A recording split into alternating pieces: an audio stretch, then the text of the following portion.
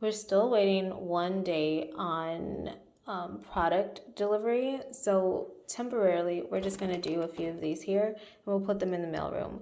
We won't have everything that we desired, but it'll be one thing. So one thing here is the not Mary Kay, the travel kits, travel accessory brushes.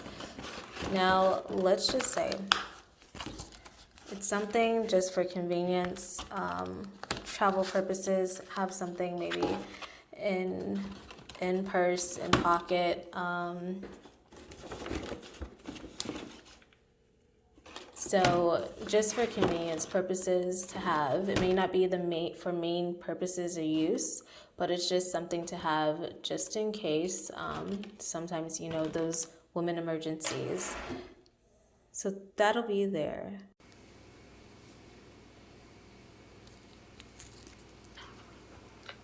Well, my classmates put on expensive suits and interviewed at firms in New York, Los Angeles, or Washington, D.C. I spent the summer after my first year in law school working with a juvenile justice project in Philadelphia and taking advanced calculus courses at night to prepare for my next year at the Kennedy School. The public policy program's curriculum was extremely numbers and statistics focused, leaving me feeling adrift. Then, suddenly, everything came into focus. I discovered that the law school offered a 1-month intensive course on race and poverty litigation, taught by Betsy Bartholet, who had worked as an attorney with the NAACP Legal Defense Fund. Students were required to spend the month with an organization doing social justice work. So, in December 1983, I found myself on a plane to Atlanta, Georgia, where I was scheduled to spend a few weeks working with the Southern Prisoners Defense Committee, SPDC, now known as the Southern Center for Human Rights, or SCHR. Their mission? To defend condemned people on death row in Georgia. I met Steve Wright, the director of the SPDC, on my flight down. Steve was a brilliant trial lawyer in his mid-30s. He'd grown up on a farm in Kentucky, ended up in Washington, D.C. at the Public Defender Service, and had just been recruited to take over the SPDC. Unlike so many of my law professors, there was no disconnect between what he did and what he believed in. When we met, he warmly wrapped me in a full-body hug, and then we started talking.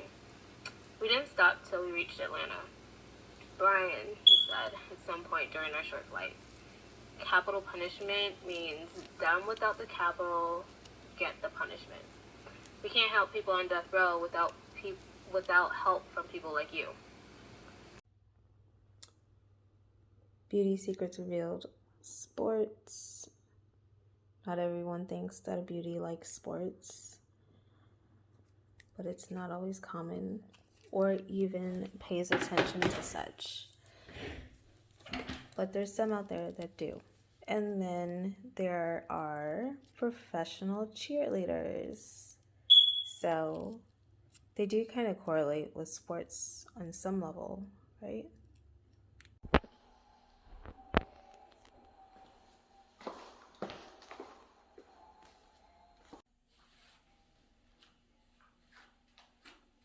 I was taken aback by his immediate belief that I had something to offer. That's what it is. People without money or cap. We can't help people on death row without help from people like you. I processed what he meant. People without money or capital were the ones who were punished.